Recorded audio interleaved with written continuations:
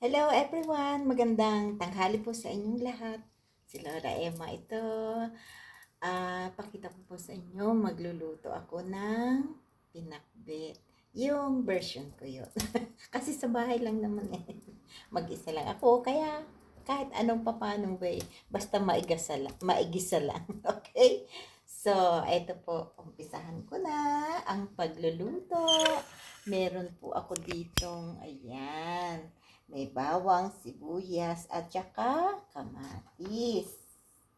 So, ayan po. Umpisahan ko na ang paggigisa. Ako pag naggisa, sinasabay ko na po yung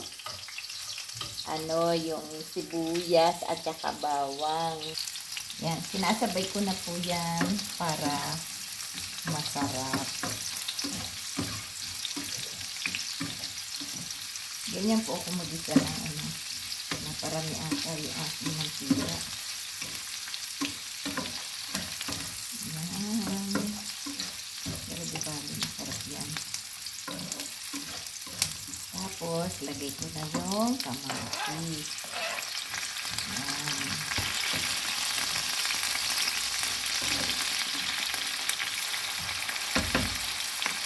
Ayan ang ating. Yan. Lalagyan po natin ng seasoning at saka paminta. Paminta muna. Yan. Tapos, lagyan ko ng seasoning. Vegetable seasoning po ito. Yan. Sarap yan. Yung vegetable seasoning na yan.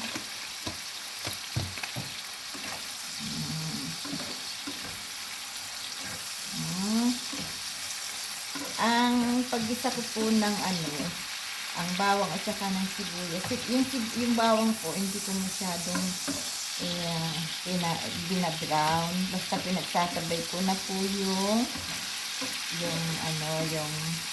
sibuyas at saka yung bawang para hindi maluluto ng husto yung bawang. Kasi gusto ko po medyo maputi-puti pa para masarap siyang kainin. Tapos, ayan, ilagay ko ng kamatis. So, ilalagay natin yung gulay. Ayan, lalagay na po natin yung gulay. Ito po yung gulay, kaya lang frozen siya. So, uunahin muna natin yung sitaw. Kasi, medyo matagal-tagal lumambot ang sitaw. Ay, ito pong gulay na ilalagay ko, po to, frozen. Nilalagay ko na po sa freezer. Tapos, pag kung anytime na kailangan kong magluto ng gulay, ayan. Siya. Yan, inaano ko siya, ginigisa ko siyang ganyan. Yan. Para yung pag nagigisa kayo ng frozen na, wag nyo munang i-unfroze, diretso na para ganun din at sariwa ang yung hindi siya makunat ba. Yan, ganyan Tapos sunod na rin yung yan, tapos yung kamatis, masarap yung ganyan, yung medyo buo-buo pa. Ako gusto ko yung ganyan, yung medyo buo-buo pa. Tapos, meron ditong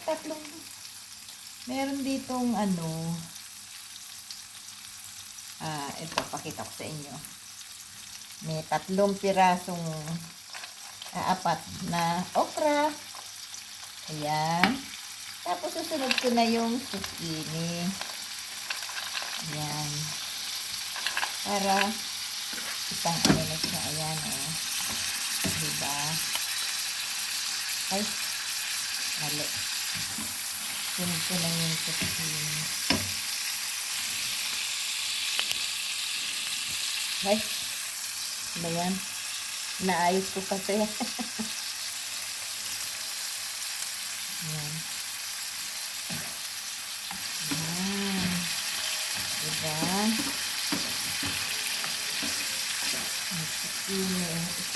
pag naghiwalay na, nag-init na yung gulay, ayan, lalagay ko na rin yung iba. Tapos, magtutuloy-tuloy na yan. O, ayan, lalagay ko na yung ampalaya at saka yung talong. Ang paghiwa ko ng cubes kasi, minsan gusto ko yung soup. Ilalagay ko sa soup yan. O, ayan. O, ayan na, ang gulay. Nilala. Ayan. Ito yung ampalaya yan. Ayan.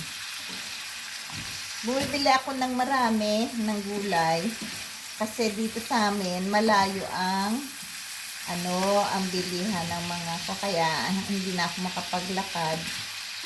So ginagawa ko, pag ako namili, maramihan na, tapos pinipreaser ko. Pagkatapos, ayan, inaano ko na.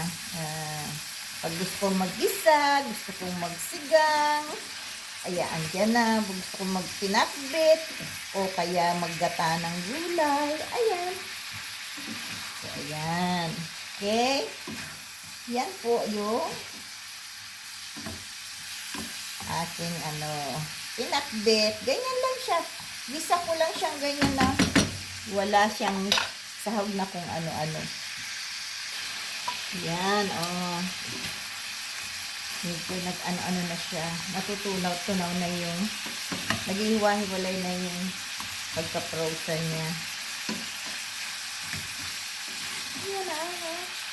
Ganyan lang ako magluto ng Tapos lagyan ko ng pritong isda. So, lagyan ko ng tubig para may konti-konting sabaw. Yan. Tapos, tatakpan natin. Yan. Ngayon, magpiprito naman tayo ng isda. Ito, meron tayong mackerel na dinaing ko binabad ko sa suka, bawang at paminta. Ayan, okay? Ayan na ipiprito ko ngayon.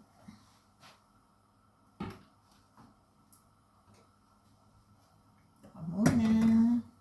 Magpiprito tayo ng ayan, i-ano natin yung yan o, kumukulo na. Yan o. Diba? Patutuyuin ko na lang yung sabaw niyan. Pag ang sabaw ay natuyo na, yan, luto na yan. Lulubog ko yung mga gulay na yung matagal pang lumambot. Yan. Sarap. Yan. Ganyan lang magluto. So, ayun yung isda. Ay!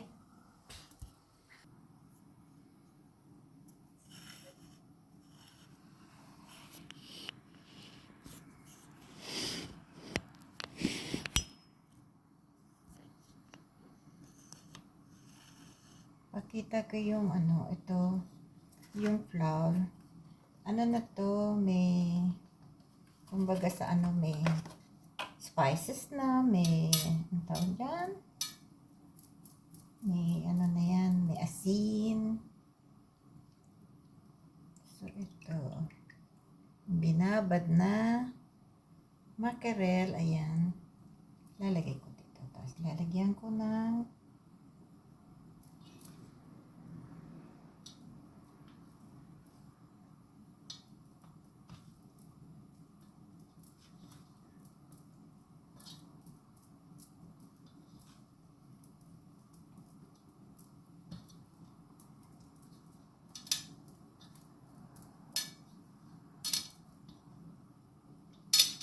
yan, para kumapit yung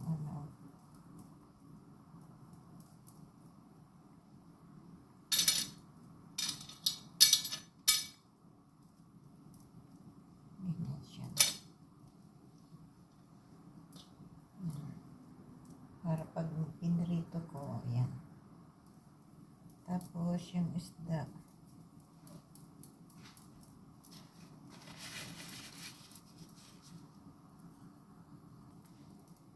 Yan, pinuha ko na doon. Yan. Nilagyan ko ng konting asin kasi baka matabang.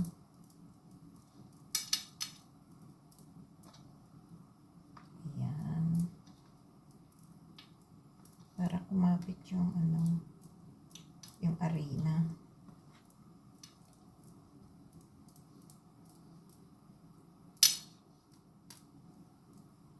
Yan o, ang aking food. Yan. Yan. Yan na. Oh. Tapos, sasalang ko na doon. Yan. Sasalang ko na. Yan. Medyo mainit na ang mantika. Salang ko na ang... Yan. Isa-isa na lang muna para kasi baka hindi isa na lang. Pero sayang yung space.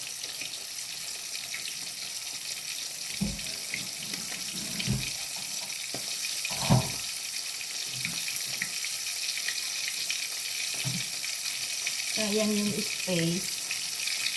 Kaya ang gawin ko, hatiin ko ito sa gitna.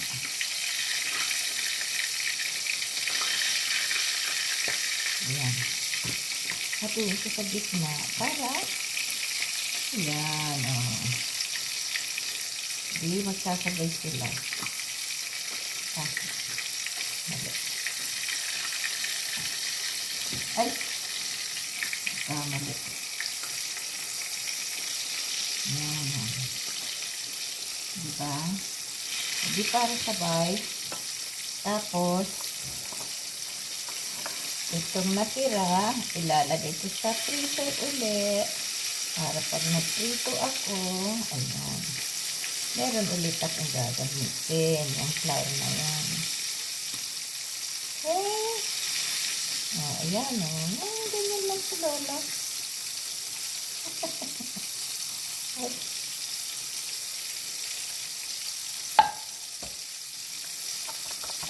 So, ito, tatago ko ulit. Yan.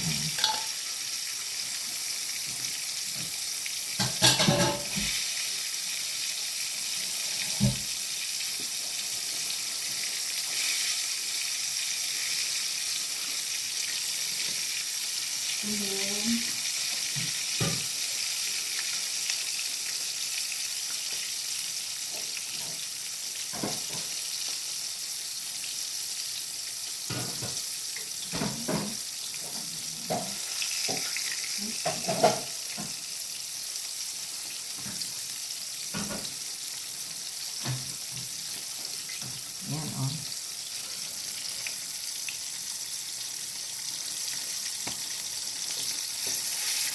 Hindi pa.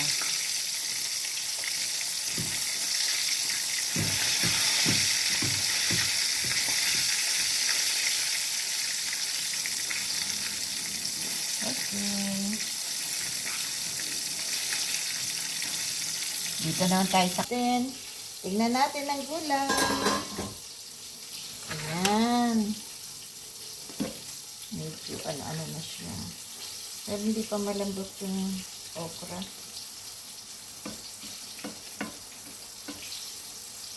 Kailangan pang kwan. At yung yan. Patatagalin ko pa yung luto niyan. Para yung sitaw